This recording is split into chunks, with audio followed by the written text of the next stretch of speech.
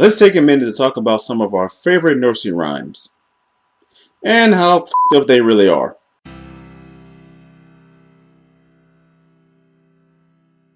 Have you ever at one point thought about your favorite nursery rhyme and really listened to the words in it and thought to yourself, wow, that's actually kind of messed up? Well, I have. And there are several ones that we grew up with that really should not be said to children or anyone for that matter. And of course, I'm going to do this video talking about them. A fair warning to everyone. If you happen to be one of those people that are always like, oh, right in the childhood, you really don't want to watch this. I mean, you really, really don't. Turn this off right now and go watch something else. I'm serious. And another disclaimer here, a lot of our nursery rhymes, were singing rhymes, and I will attempt to sing the ones that are, but my singing voice really is not the best, so I'm just going to beg everyone to not turn off the video when I start singing. But without further ado, let's go ahead and talk about some of our favorite nursery rhymes that are really, really messed up underneath. Let's start off with one of the more famous rhymes that we remember as a kid, Jack and Jill. So you remember how this one goes, right? Jack and Jill went up the hill to fetch a pail of water. Jack fell down and broke his crown, and Jill came tumbling after. I mean, the very first thing wrong with this is the fact that it doesn't even rhyme. I mean, water and after? No, that does not work. What I want to know is, who thought that the top of a hill was the best place to put a well anyway? It seems like kind of a stupid place to have one, especially if it's a steep hill where someone can run up it and lose their footing and fall right back down the damn thing. Man, Jack got up, man. It says Jack fell down and broke his crown, which means one of two things happened here. He either suffered severe brain trauma or he's in a damn concussion. Or maybe it's both. It doesn't really say what happened to Jill. It just says that she came tumbling after. And we can't really assume that she got messed up too, because it doesn't really say, but we just go ahead and assume that, yeah, she probably did. So she went up the hill to go fetch a pail of water, and it came down and suffered massive brain injuries. Yeah, that's a great one to tell the kids. The Itsy Bitsy Spider. Now this is a singing one, but it doesn't necessarily have to be, so we're just going to go ahead and say this one. The Itsy Bitsy Spider climbed up the water spout. Down came the rain and washed the spider out. Out came the sun and dried up all the rain. And the Itsy Bitsy Spider climbed up the spout again. First and foremost, as a kid and even as an adult now, I hate spiders. So why even use a spider for a nursery rhyme in the first place? Okay, here's the other thing. So it went up this water spout, and then some rain fell and it washed it out. So that means in an attempt to climb up this spout, it nearly got drowned. That's really messed up to tell a kid. Maybe it's a story of always be persistent with something, but if something nearly kills you, you probably shouldn't do it again. I'm just saying. Humpty Dumpty. No, not that one. I mean, that one is awesome, but we're not talking about that one. Humpty Dumpty sat on a wall. Humpty Dumpty had a great fall. All the king's horses and all the king's men couldn't put Humpty together again. If anything, this poem kind of proves how stupid that guy is for sitting on top of a high wall. I mean, the wall had to be so high up that when he had this fall, it broke him into pieces. That has to be one high wall. How did you get your dumb ass up there in the first place? And apparently he fell to so many pieces that all the king's people could not put him back together.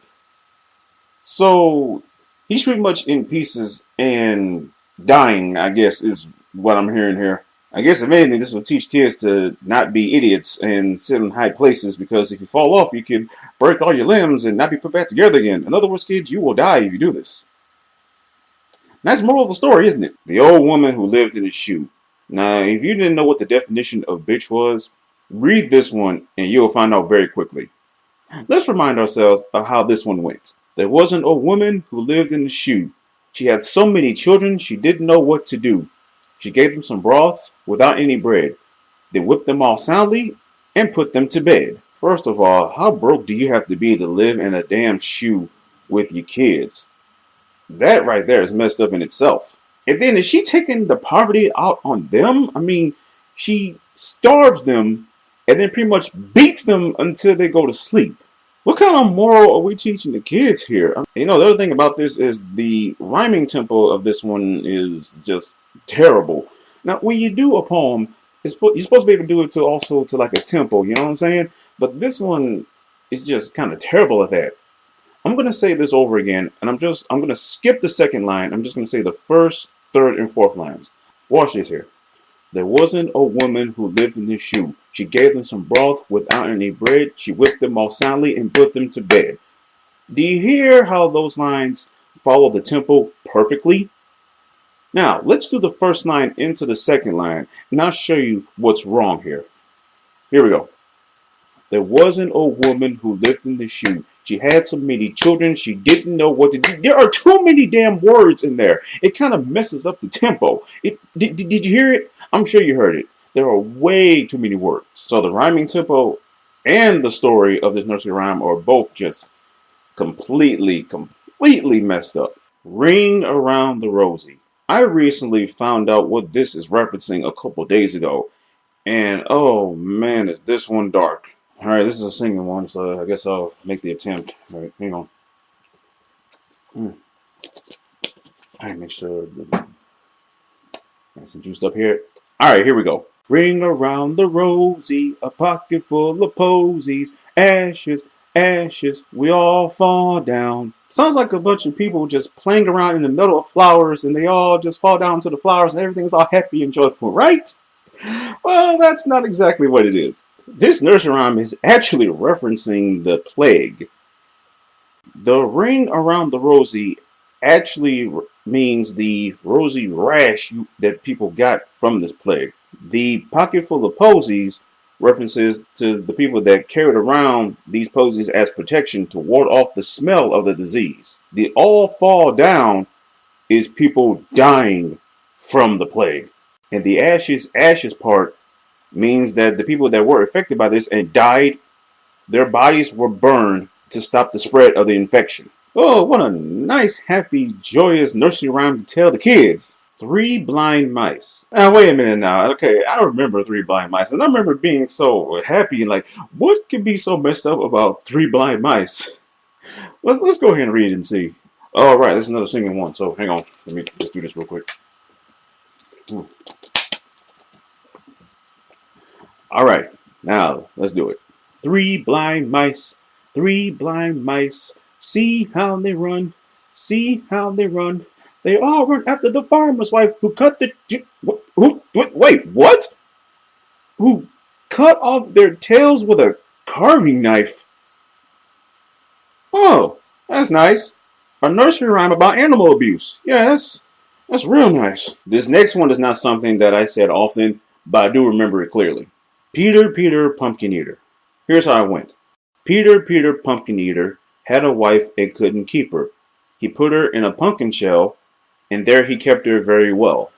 That is not a story of a man that just found love. That is a story of a man keeping a woman against her will as a hostage, and for whatever reason, keeping her in a pumpkin shell. Yeah, so much wrong with that. Now let's do one of my favorite ones that I loved singing as a kid. London Bridge. No, not that one. I mean the actual nursery rhyme, London Bridge, which I just remember there's a singing one, so...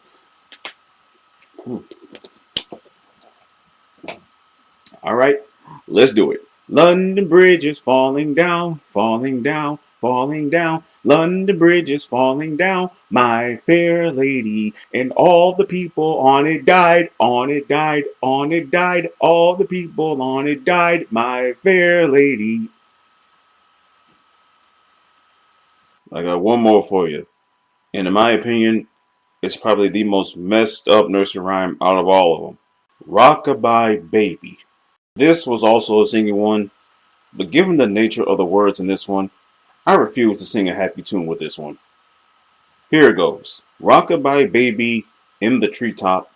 When the wind blows, the cradle will rock. When the bough breaks, the cradle will fall. And thou will come baby, cradle and all. It is clear to me that the person who wrote this one really hates kids. What kind of irresponsible ass parent puts their baby in a cradle in a damn tree? And when the wind blows, the cradle will rock. Yeah, there's also the danger of the cradle falling out of the damn tree when the wind picks up enough speed. And then, of course, eventually the cradle does fall, but because the branch broke underneath it. So the bell breaks, the cradle falls, and the baby is still in the cradle. Down will come baby, cradle and all. Yeah, they skipped over the part about how the baby brains will just spread all over the damn ground when it hit the ground. So you really expect your child to have a sound sleep knowing that a baby pretty much died? You are a terrible parent. Listen to me. If you love your kids, do not sing any of these nursery rhymes to them, because all it's going to do is just give them nightmares.